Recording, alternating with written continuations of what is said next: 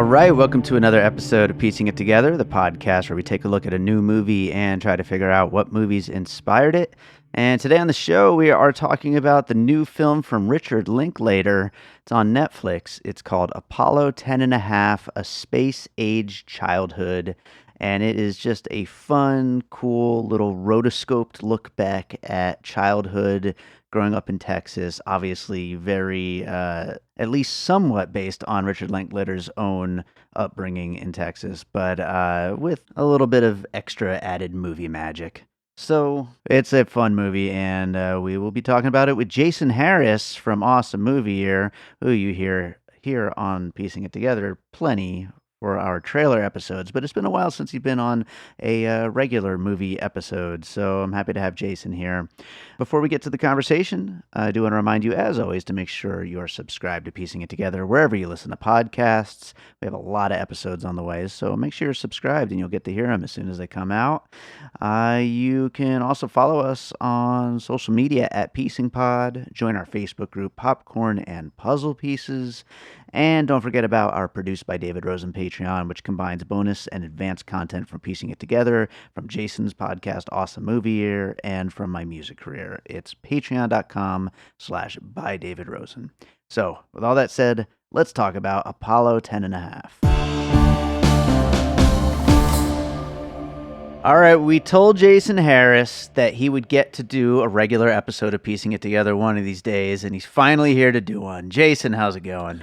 Dave, stop lying about your benevolence to your audience, all three of them. Here's what happened. We do the preview episode every month, and you gave me the list of previews this month because you half-assed this thing. You forgot to put this movie on the preview episode. So we both watched it and realized it was good. And now maybe people have watched it. Maybe they haven't. We don't know. But we watched it, so we're doing this. So really, I'm doing a service for you, Dave. You're not helping me out here.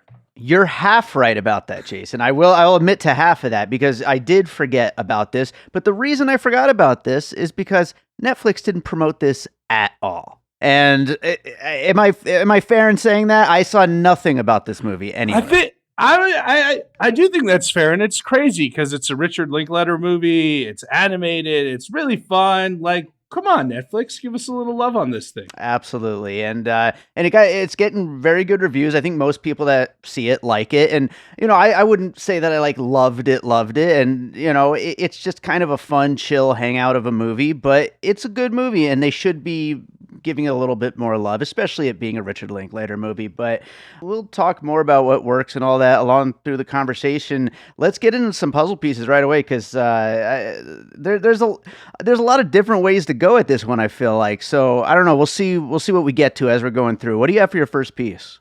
Well, my first one, and this will not be the only reference to Linklater's Texas roots, was Spy Kids. Which my daughter loved back in the day, the Robert Rodriguez film, and we watched Apollo 10 and a Half together, and she really liked that, and I really liked that. But the reason I chose it was the idea of a child doing an adult mission and a secret mission. So, I thought that those two, and you combine the Texas indie films, it was a no-brainer for me. So Spy Kids. Thank you for clarifying at the end there. That's a great piece. I hadn't thought of that, but yeah, it definitely has that fun kid kind of feel to it, and mixed with the Texas hangout kind of a thing. So I like including Spy Kids on there, and a nod to those kinds of filmmakers from that scene. I'll kick it off with a piece that is definitely too new to truly be a puzzle piece, but I guess I would call it more of a companion piece in a way, and that would be last year's Licorice Pizza from Paul Thomas Anderson. Both of these movies just have so much of a feel of just kind of recalling a whole bunch of memories from your youth, and they may be true, some of them may be false, some of them may be a little embellished, just kind of all over the place, just kind of going through and telling somebody about some of the exciting and fun things that you went through when you were younger, and it's really a fun kind of different way to tell a story. I feel like, and it's what makes both of these movies really fun watches, even if they're very very light on plot and very light on any kind of conflict or anything happening.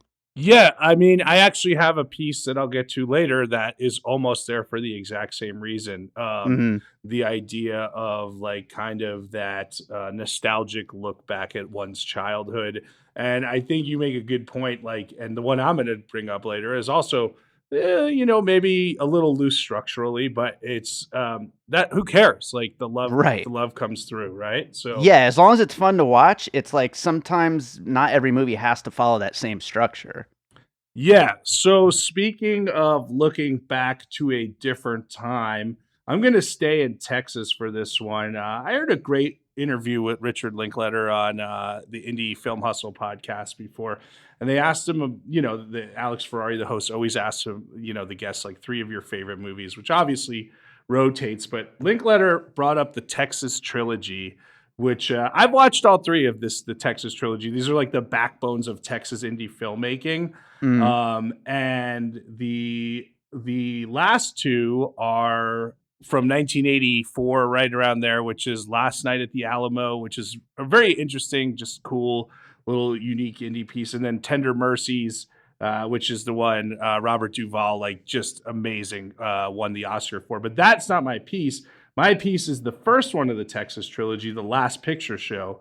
Peter mm. Bogdanovich, his first and best movie, and just that's a masterpiece right there, and it kind of harkens back to small town, time of that town, a place. But the reason I chose it was because how essential movies were to that story, and Linklater obviously loves movies, and you see in this film, in Apollo 10 and a half, he's always referencing another way that they're watching movies, whether they're going to the theater or watching like a B movie on TV, like he's just the love of movies shines through.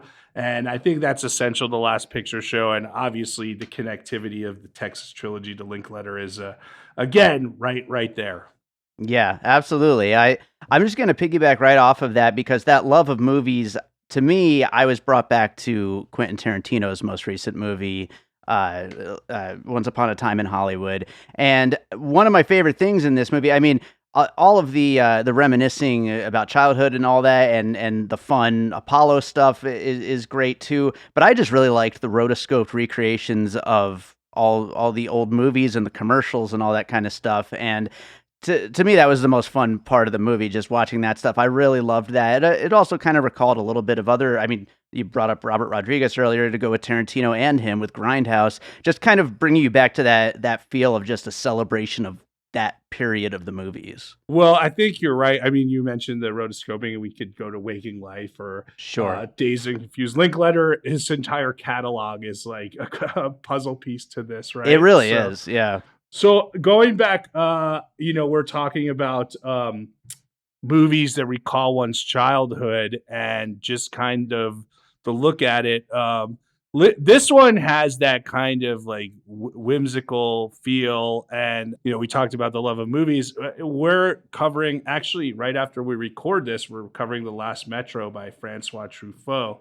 Mhm. And my next puzzle piece is The 400 Blows, his first movie, which is kind of all about his childhood. And even though there's a lot of like just sadness and just kind of bad people or people who don't treat this kid well, you could tell there is a longing for this kind of like hanging out and just going through it. And, they go to the movies, all this, but just I felt the personal story of it Mhm. connected me to this one because this you could tell obviously other than going to space um was a very personal story to Linkletter. And I just Yes. want to add on to that in my letterbox review. Go for Jason, that's my letterbox, follow me.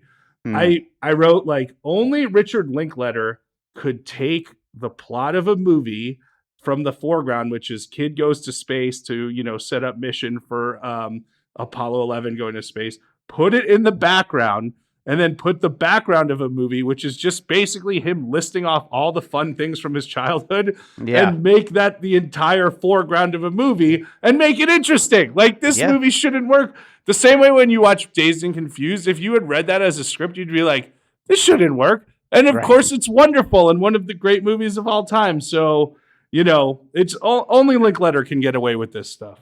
Absolutely, yeah. It's totally a Linklater thing, and I even like something like, we're talking about lots of Linklater throughout this conversation. Something like Waking Life. It's like just watching people sit and talk about existentialism through a rotoscope animation. It's like it just makes all these kinds of different things enjoyable to watch, like the Before trilogy. Just watching people spend time together and fall in love and have conversations. I mean, it just he's able to make something out of something that's just so simple and kind of mundane. Back to the 400 Blows, like there was a review of Apollo 10.5 that I read that talked about it in terms of it's like some guy at a bar just telling you about his life. And he's just like kind of rambling on. And it just kind of, I thought that was like a really good way to capture what this movie feels like. It's just, again, like you're saying, like, you mentioned the Before trilogy. We talked about Dazed and Confused in it. And Linklater's done like big budget studio movies, but he's just so much better off when there are no rules, when he doesn't have to follow any rules. The movies,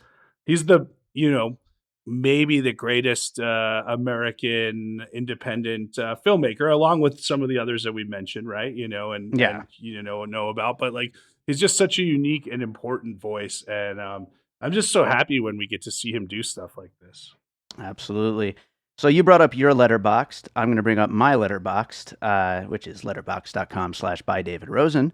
And I called this Redneck Wonder Years in my review. And so I'm going to go with The Wonder Years, the sitcom that ran in the late 80s for 6 seasons and is a fairly beloved series with Fred Savage. And of course, just totally all the narration, nonstop narration, looking back at your life and telling all these just stories of the connectivity of all the little bits and pieces and things that just add up to a life lived and everything that goes with it. And it's a formula that I think we've seen before in other things. It's certainly a lot more sitcoms, not so many movies, but certainly in other movies as well. But The Wonder Years is one that I think comes up quite often. Yeah, I love The Wonder Years. I mean, the first few seasons, especially that pilot, is really something too. But the series finale of The Wonder Years is still, to me, the most the biggest gut punch of a series finale that I've ever seen. The end of it is like you're rooting for something, and it's not an unhappy ending. I'm not going to spoil it, but it's not the ending that you wanted, and it's like, and it's like. It's really something, man. So I love The Wonder Years. There's also that talk in the movie where you said redneck. They have the whole talk of like, what's a redneck versus, whatever else it was or whatnot. So yeah, absolutely. A lot of redneck talk here, but that's Texas. So, Yeah. Well, let me give you one here that's from maybe 8 or 10 years ago, because there's such a feeling of summer in this movie, when they go to the beach and, when they're just kind of enjoying their time off and everything. I mean, obviously we see the school as well, but I felt like this had a real summer vibe to it. So I went with Kings of Summer, which is a great indie about just these two boys who meet these two girls and like really just get lost in the endless days of summer and how wonderful it is, and I think I also wanted to put that on there because maybe I think it's Jordan Voight. What's his last name? Is it Roberts? Jordan Voight Roberts? I believe so. Yeah.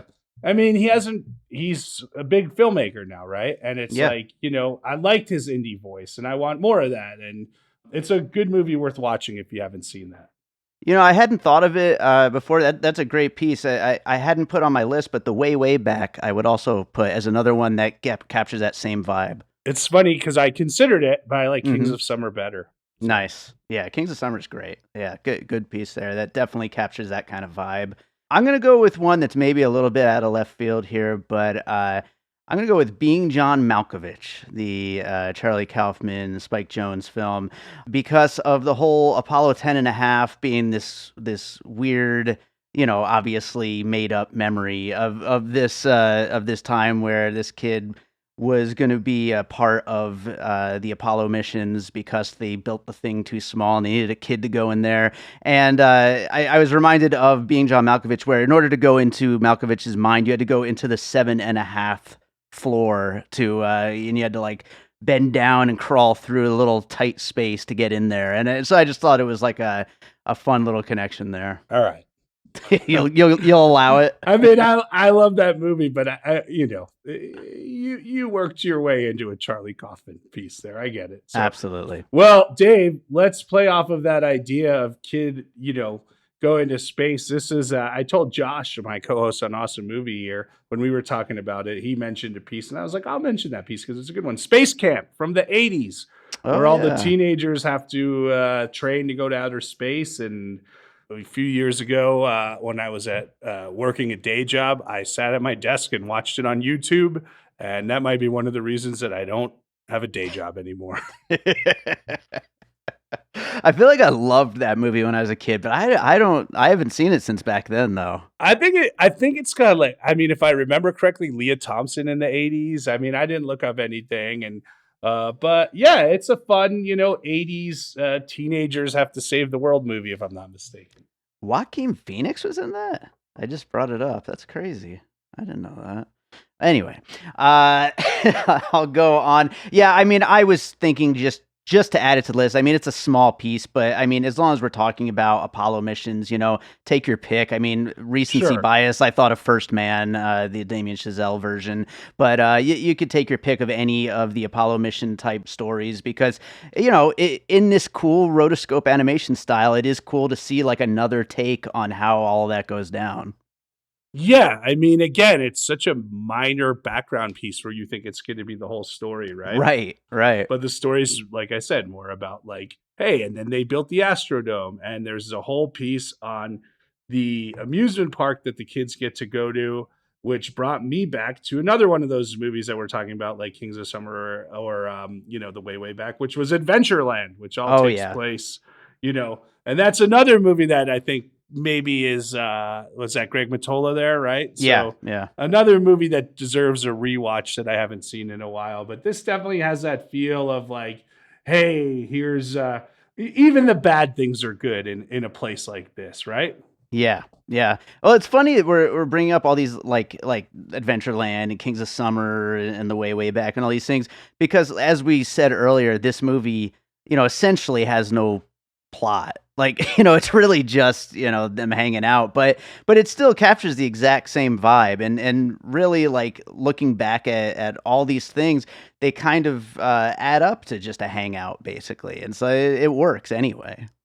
I love movies where they just do that. And I feel like, everyone, I get it. We like plot-driven movies, but if there's a great movie about characters, like, why not, man?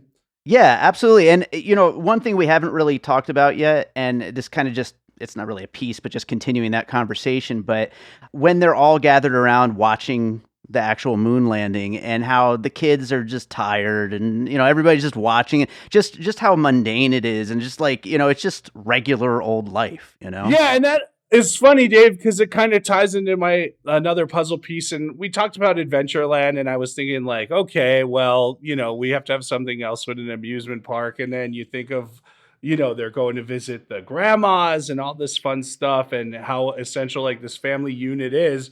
And that took me back to the first National Lampoon's Vacation, which, is all family related as they try to go to Wally World. And, you get those fun side characters like the grandma in this one, who was a conspiracy theorist in the 60s. Yeah. So that's my next piece there. I like it. Yeah, I hadn't thought of that, but that is a fun family unit and all the extra family members. The grandma is great. All the conspiracy stuff. And, we're in the middle of 1980 on Awesome Movie Year, and we had Caddyshack and Harold Ramis. And in 84, we've talked about John Hughes, who wrote that movie. So, we gotta give our love to our some of our favorite Awesome Movie Year filmmakers. Making connections there. I like it. Well, I'll go with my last piece then, and this is another thing I mentioned in my Letterboxd review. But this isn't a movie; it's just an idea that I thought would work as a puzzle piece here, and it's the game that you play where you list 5 facts about yourself, and one of them is a lie. And I feel like that's what this movie is. It's like listing off all these things that happened to you, and one of them is just completely made up, and it's very obvious which one is. But it's kind of the structure of the movie. Well, now you got to do it right now, and let's see if I can guess it. All right. Let's see. So I was in a comedy rap group. I know Elton John. I went to Jew camp for 6 years. I have traveled to Alaska, and I have a pop punk group that is yet to release an album. Interesting. Well, I know for a fact that you know Elton John because of Rick's Rex Records, where Elton John shops when he's in Las Vegas. Come That's see me right. at the Pink House on Decatur and the Pink House. Uh-huh. And I know your first one, obviously, you were Jewish Dave, so you were in a comedy rap group. I mean, Jew camps were made for you. Jewish summer camps we're talking about. So I Yes. believe that one. So it comes down to Alaska or pop punk. I'm going to say you haven't been to Alaska. You got it. Ding, ding, ding, ding. We got a winner. We know too much about each other. What's your pop punk group called? Free sticker. It's me and Q. So, Cool. we made up a whole track list and everything and artwork and the whole 9. But All right. There you go. All right. You got any more puzzle pieces? Yeah, Jason? I got one more, Dave, because this whole movie is narration. So I thought we had to at least put in one movie where the narrator was essential. And, you know, I picked one that, again, is nostalgic towards childhood and kind of deals with these childhood adventures. And of course, one of our other favorite awesome movie or filmmakers is Rob Reiner. So Stand By Me. Yeah, absolutely. I almost put it on my list as well. Great one. Like literally every movie or TV show or game we talked about is worth watching on this one. So if you have all these good puzzle pieces and you know it leads to this movie, watch this movie as well. But like, you know, again, like we've talked, you know, Stand By Me, it's about a bunch of kids on an adventure in a nostalgic setting. And, you know, there's a ton of narration. So what else do you need to know? Yeah, absolutely. By the way, speaking of that narration, again, like we said at the top of the show, we didn't cover this on the trailer episode. I actually had not seen a trailer. I just knew there was a new Richard Linklater movie coming out called Apollo 10.5, and it was rotoscoped, and that was all I knew going in. Did you know that was Jack Black doing the narration?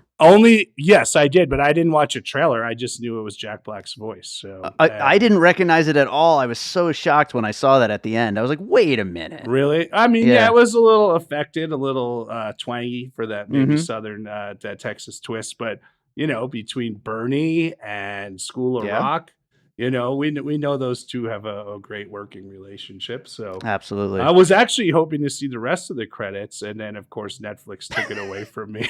Yes. And I'm like, I just want to watch, you know, so. As they are known to do. Well, right on. I think that does it for Apollo 10.5. I hope more people watch it. Jason, is there another movie you watched recently you'd like to recommend to our listeners? You know, an awesome movie year, which is not this podcast. So I'm going backwards. I'm actually wrong, Dave. It was on Piecing It Together earlier this year. Good show.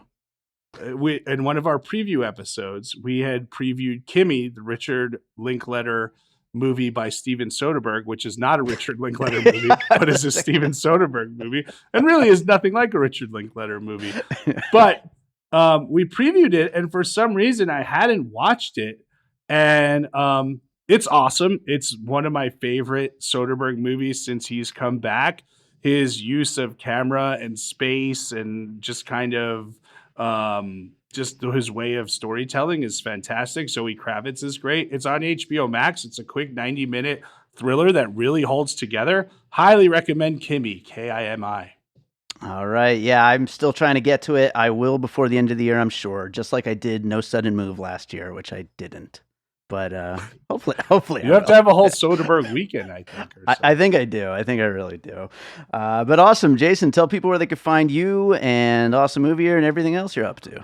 Dave, I am still on Jason Harris Comedy or J Harris Comedy on all the socials. My website, Go for Jason, was designed when they designed the Apollo 10.5, so don't go there. But and awesomemovieyear.com is cool. Awesome Movie Year on Facebook and Instagram. Awesome Movie Pod on Twitter. As I mentioned, we're in the middle of 1980. It's a great season, and we already have the next season planned, and that is just going to be a fantastic season. I can't wait for it. Awesome. Well, Jason, as always, happy to have you here and look forward to next time. Yeah, I can't wait. It'll be 3 more years before you need me to plug another hole for you. I'm always plugging your holes, Dave. Thanks, Jason.